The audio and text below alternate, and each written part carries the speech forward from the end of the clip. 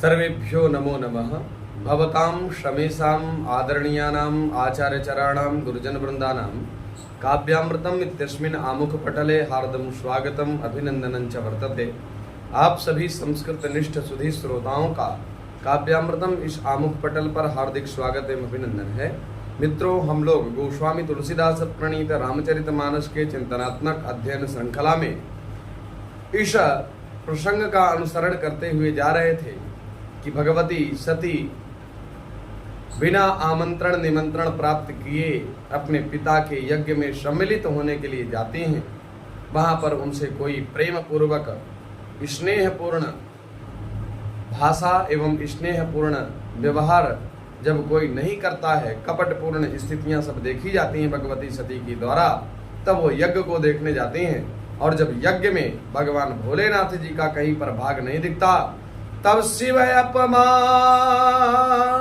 न जाई सही, हृदय न होई प्रबोध, सकल सबहि हठ हटिक तब, बोली वचन सक्रोध। क्रोध पूर्वक कोप पूर्वक भगवती सती बोल रही हैं। सुनहु सभासद सकल मुनिंदा, सुनहु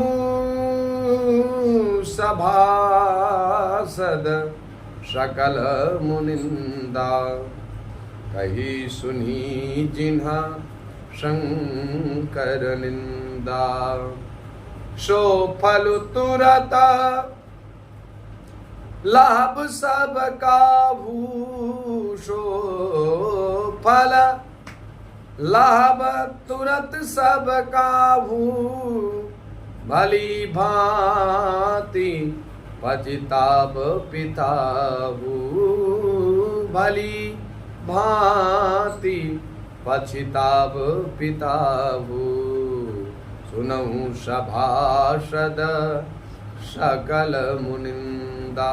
ऐ सभासदों, ऐ मुनीश्वरों, जिन लोगों ने यहाँ पर भगवान शंकर की, भगवान भूत भावन भोलेनाथ जी की निंदा की है, कही सुनी जिन शंकर निंदा, सो फल तुरत लाभ सब काहू। जिसने भोलेनाथ जी की निंदा की है, उसका तुरंत आपको सद्य फल मिलेगा। हरिहर निंदा सुनहि जिकाना, होई पाप गोघात समान। इसलिए जिन जिन सभासदों ने भगवान भोलेनाथ जी की निंदा की है, उस निंदा का जो प्रतिफल होना चाहिए वो शीघ्र आप सभी लोग प्राप्त करेंगे। भली भांति पतिताप पिताहू, और मेरे पिता दक्ष भी अच्छी प्रकार से प्रायश्चित करेंगे, इसमें कोई संशय नहीं है।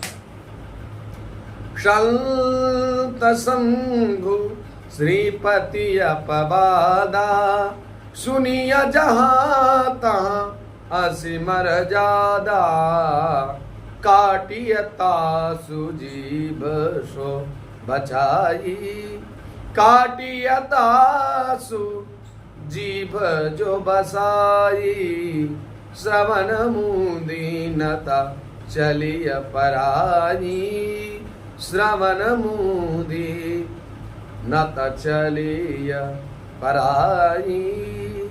जहाँ संत शिवजी और लक्ष्मीपति भगवान विष्णु की निंदा सुनी जाए, वहाँ ऐसी मर्यादा है कि यदि अपना बस चले तो काटिया जीता सुजीभ जो बसाई। जो हरिहर की निंदा को अपने जीभ में बसाता है, अपने हृदय को कलुषित रखता है, हरिहर की निंदा करने के लिए प्रयत्न करता है, ऐसे व्यक्ति की तो जीभ काट देना चाहिए। अगर बस चले अपना तो उसकी जीभ काट देना चाहिए, ताकि वो हरिहर निंदा आगे से न कर पाए। यदि ये सामर्थ्य आप में नहीं है तो आप प्रयत्न ना करिए। कान मूंद करके आप बड़े आराम से उस स्थान का परित्याग कर दीजिए, कान मूंद करके वहां से चले जाना चाहिए, लेकिन हरिहर निंदा नहीं सुननी चाहिए। जगदात्मा महेश पुरारी, जनक जगत जनक सबके हितकारी, पिता मंदमति निंदत मोहि, पिता मंदमति निंदत तेहि, दक्ष शुक्र संभव यह देहि।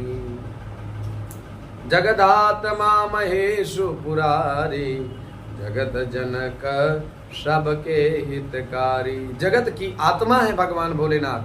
महेशु, महेशु जो भगवान भोलेनाथ हैं वो जगत की आत्मा है। और त्रिपुरारी अर्थात त्रिपुर दैत्य को मारने वाले भगवान भोलेनाथ संपूर्ण जगत की आत्मा है।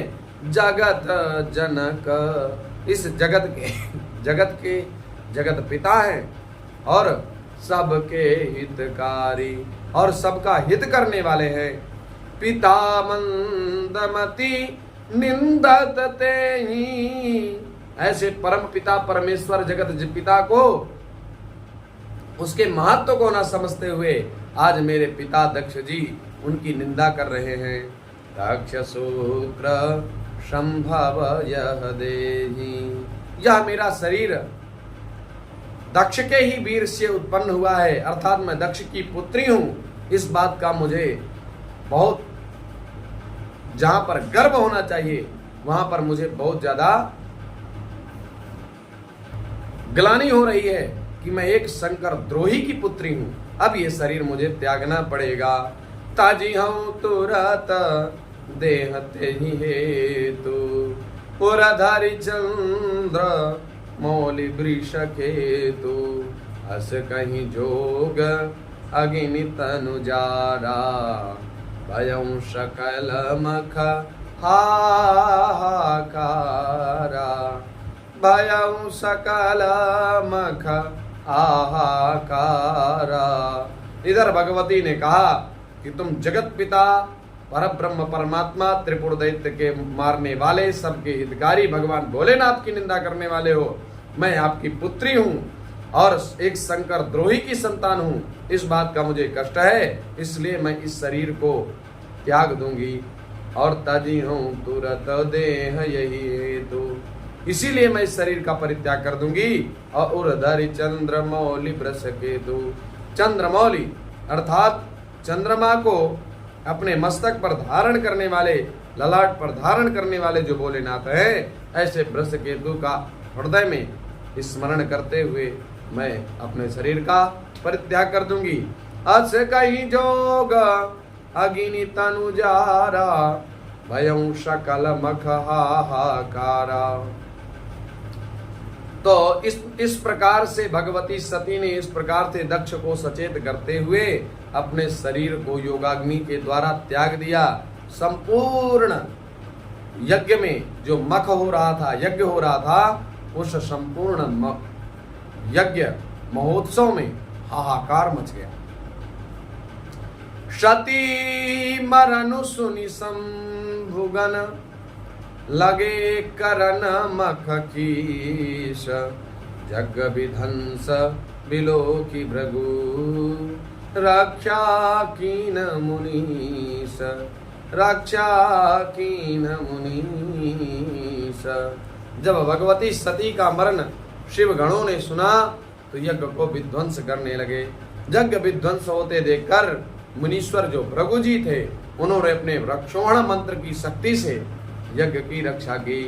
समाचार जब शंकर पाए, अब यह जब चर्चा भगवान भोलेनाथ जी तक पहुंचती है, वीरभद्र करि कोप पठाए, अत्यंत कोप ज्वाला में ज्वलित होते हुए भगवान भोलेनाथ तुरंत वीरभद्र को संप्रेषित करते हैं। यज्ञ विध्वंस जाइति न कीन्हा, सकल सुरन विधिवत फलु दीन्हा। जाकर के वीरभद्र जी महाराज जी ने वीरभद्रो महातेजो शंकरस्य गणाग्रणी, जो वीरभद्र जी महाराज हैं वो महान तेजस्वी हैं और शंकर जी के गणों में अग्रगणी गण हैं। इसलिए वीरभद्र जी महाराज पहुंचे और यज्ञ को विध्वंस किया। और जो देवता जिस प्रकार से भगवान शंकर जी की स्तुति या निंदा कर रहे थे उसको तदनुकूल फल प्रदान किया। भय जग विदिता दक्ष गति सोई, जसि कछु शंभु विमुख कहे होई। यह इतिहास सकल जग जानी, ताते मैं संक्षेप बखानी। ताते मैं संक्षेप बखानी, यह इतिहास सकल जग जानी। जब भगवती सती ने यज्ञ में अपने शरीर का प्राणपण समर्पित कर दिया, प्राण प्रत्यर्पित कर दिए, प्राण छोड़ दिए, भगवान भोलेनाथ जी को पता चला, उन्होंने वीरभद्र को संप्रेषित किया और यह चर्चा जग विदित हो गई। भय जग विदित दक्ष गति सोई, जसु कछु संभव जसि कछु शंभु विमुख कहे होई। शंभु विमुख की क्या गति होती है, भगवान भोलेनाथ से बैर करने वाले व्यक्ति की क्या गति होती है कि संपूर्ण देवता उस यज्ञ में विराजमान थे, कोई भी देवता रक्षा नहीं कर सका। इसलिए भगवान भोलेनाथ की निंदा नहीं करनी चाहिए। अब यह इतिहास सकल जग जानी, ताते मैं संक्षेप बखानी। दक्ष जगत प्रसिद्ध उसकी वही गति हुई जो एक स्त्रीद्रोही की हुआ करती है। अब याज्ञवल्क्य ऋषि कहते हैं, भरद्वाज जी इसको बताते हुए कहते हैं कि हे भरद्वाज जी महाराज, इस प्रकार से शंकर द्रोही की स्थिति, दक्ष की स्थिति हुई, उसका यज्ञ भी पूर्ण नहीं हुआ। देवताओं को जहाँ भाग मिलने चाहिए और सम्मान होना चाहिए, वहाँ यज्ञ की परिपूर्णता होनी चाहिए, वो सब न होकर के ठीक विपरीत कार्य हुए। ये संसार में संपूर्ण लोगों के पास ये चर्चा है, सांसारिक समस्त लोग इस चर्चा को जानते हैं। तो याज्ञवल्क्य जी कहते हैं, हे भरद्वाज जी, इसलिए मैं इसको संक्षेप में बताता हूँ। सती मरत हरिसन बरु मांगा, जन्म जन्म शिव पद अनुरागा। जब भगवती सती अपने प्राणों को समर्पित कर रही थी तो मन ही मन, मित्रों, आज हम लोगों में आध्यात्मिक न्यूनता होने के कारण वैज्ञानिकता का प्रभाव बढ़ता जा रहा है। अन्यथा पहले वीडियो कॉलिंग जो होती थी वो आध्यात्मिक बेस पे होती थी। भगवान श्री रामचंद्र जी, भगवती सीता जी की क्या स्थिति परिस्थितियां हैं ये राम जी जान जाते थे। भगवती सीता भी भगवान राम की क्या स्थिति है वो जान जाती थी। इस प्रकार की स्थितियां थी। आज हम लोग आध्यात्मिक जुड़ाव हम लोगों का कम होने के कारण आज हम वैज्ञानिकता पर निर्भर हैं। पहले के लोग एसी की आवश्यकता नहीं पड़ती थी लोगों को। क्यों? क्योंकि वो अपने शरीर को तपाए हुए होते थे। शरीर जितना तपता है उतना वो पुष्ट होता है। हम जितना इसको कमजोर, आलसी, प्रमादी बनाते जाएंगे, ये शरीर हमारा प्रमादी बनता जाएगा। बिना एसी के बहुत लोग नहीं रह पाते हैं।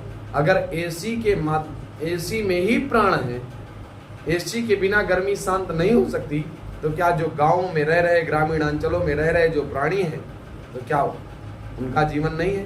वो बिना एसी के रह लेते हैं। कैसे? क्योंकि उन्होंने अपने शरीर को तपाया, एसी के सुख को भोगने नहीं दिया। आप जितना भोगों में संलिप्त होंगे मित्रों, उतना ही रोग आपको पकड़ेगा। भोगे रोग भयम, भोग से ही रोग होते हैं। अगर भोग ना किए जाएं, भोग न लिए जाएं, जैसे नाना प्रकार की जो वैज्ञानिक सुविधाएं हैं, उन सुविधाओं को, हमें 4 कदम जाना है, हमारे पास 4 व्हीलर है, तो हम पैदल नहीं जा सकते, नहीं जाएंगे, चलेंगे नहीं, हमारा शारीरिक श्रम नहीं होगा। यही जो है धीरे धीरे बीमारी का रूप ले लेता है। तुरंत एक स्थान से 4 कदम की दूरी में भोजन कर लिए, 4 कदम की दूरी में बैठे हैं, वहीं पर लेट गए, फिर जब भूख लगी फिर उठ बैठे, फिर भोजन बनने लगा। तो इस प्रकार की प्रक्रिया आजकल चल रही हैं, जिसके चलते प्रायः रोगों की मात्रा भी बहुत बढ़ रही है। बड़ी समस्यात्मक स्थितियां हैं। और वो विषय अलग है कि जो भावी जो होने वाला होता है वो तो हो ही जाता है, लेकिन बचने के प्रयास हैं। जैसे एक संत हैं आदरणीय श्री राधा जी के परम प्रेमी भक्त हैं, जो वृंदावन धाम के इस समय बहुत सोशल मीडिया पर छाए हुए हैं। तो उनकी दोनों किडनियां खराब हैं, तथापि आध्यात्मिक पक्ष पुष्ट होने के कारण डॉक्टरों ने कह दिया था कि 3 वर्ष के बाद ये इस धराधाम में नहीं रहेंगे। आज भी वो सुरक्षित हैं, 10 साल व्यतीत हो गए। तो अगर हम आध्यात्मिक ऊर्जा का संकलन करेंगे, आध्यात्मिक ऊर्जा को बढ़ाएंगे, तो सारी ऊर्जाएं अपने आप बढ़ जाएंगी, ये समझ लीजिए।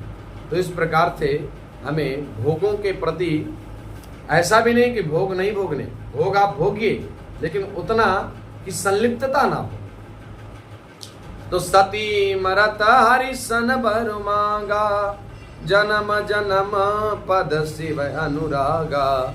सती भगवती सती जब अपने प्राणों को त्याग रही थी, उसके पूर्व भगवान शंकर जी से मन ही मन यह वरदान मांग रही हैं कि हे प्रभु, जब जब भी मेरा विवाह हो, जब जब भी मुझे सानिध्य मिले, तो पति रूप में आप ही मुझे प्राप्त हों।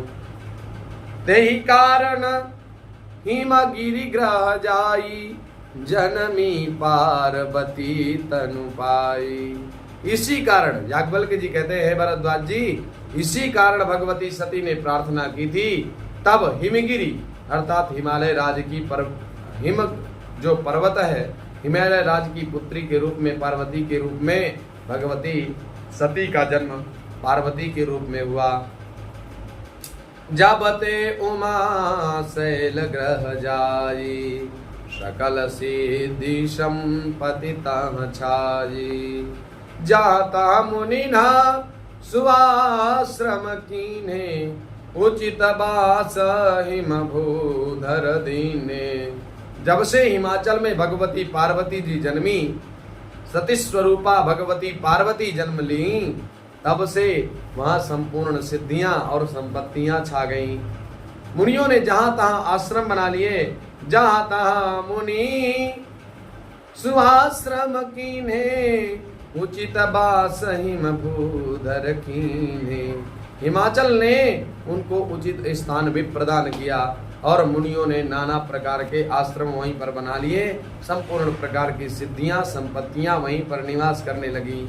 सदा सुमन फल सहित सब द्रुम नव नाना जाति, प्रगति सुंदर शैल पर मनिया कर बहुभांति। उस सुंदर पर्वत पर बहुत प्रकार के जो वृक्ष हैं, वो वृक्ष फल फूल संयुक्त हैं, फलों और फूलों से युक्त है। प्रगति सुंदर शैल पर भगवती सती उसी शैल में भगवती शैलराज की पुत्री बनकर के प्रकट हुई।